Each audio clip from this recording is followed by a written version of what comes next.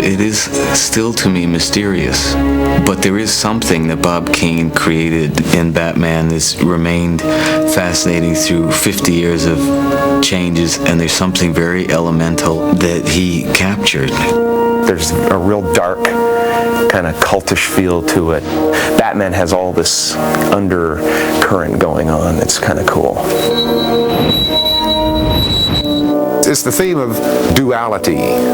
Batman has two identities. Robin has two identities. The Riddler has two identities. Certain characters have definitely just become part of American culture. Batman is really something, it's a movie like no other movie. I mean, it really is just this huge event. It's pure fantasy. You go into it and you know that you're going to be taken on a roller coaster ride, and I think we all love to do that.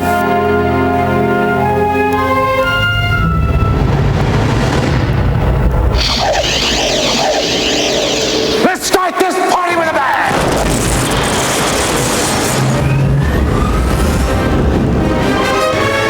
My invention beams any TV signal directly into the human brain. Mind manipulation, tampering with people's brain waves, it just raises too many questions.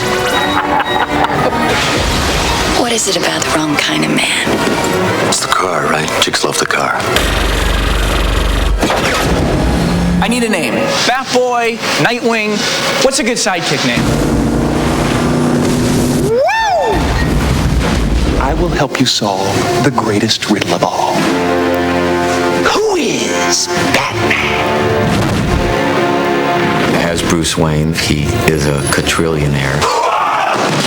Going down.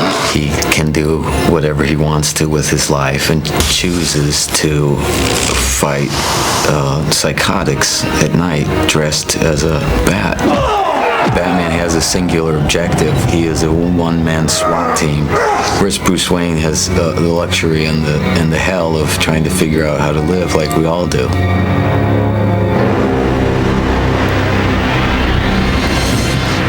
If the Bat wants to play, we'll play! That could have been the two-word job description. Cut loose.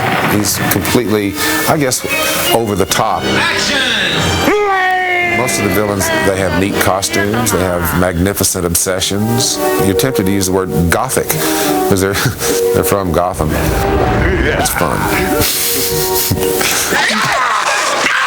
The Riddler is this guy who he becomes so wrapped up in Bruce Wayne's success that he loses himself completely. As he goes along, he just gets more and more kind of engulfed in his own greatness, his own brilliance. And, you know, I can certainly understand that. You're a genius. Normal thought is no fun to him. It's too mundane, you know, and so everything becomes a game and everything becomes a riddle. I would send you a riddle. The Riddler. You like strong women. I've done my homework. Or do I need skin-tight vinyl and a whip? She's a criminal psychologist who just happens to have sort of the perfect blonde hair, the perfect makeup, the red lips, and dress in sort of tight black sexy dresses. I don't mind the work. Pity I can't see behind the mask. We all wear masks. My life's an open book. You read?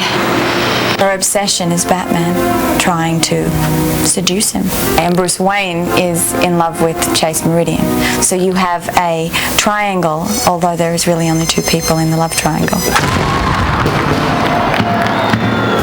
Robin is definitely something new. Who the hell are you? He's a lot more physical, a lot tougher. You forgot the part where you kissed the girl. The storyline is closer to the comic book storyline, which is that he comes from a family of circus performers. The Flying Graysons! But after he sees his whole family get killed, he realizes that Batman can help him in what he's trying to do, which is avenge his family's death. You are totally out of control. You're going to get yourself killed. I'm a part of this, whether you like it or not. What we've tried to make with Batman Forever is a living comic book.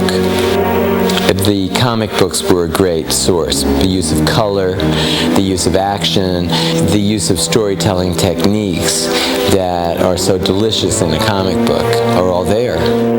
Because the comics, especially the Dark Knight series, when you look at the frames, they're like washed in color, and each character has his own coloration. So whenever you were near Riddler's world, everything is washed in a kind of cyberpunk Riddler green.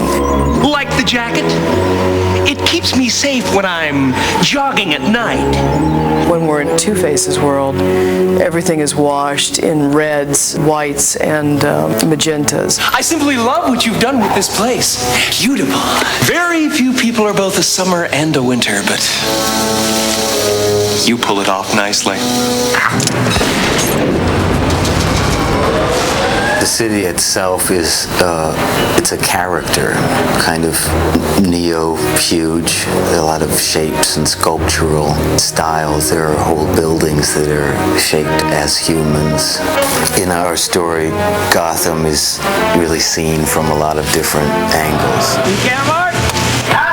We opened this world way up. So we went to Pan-Asia Town.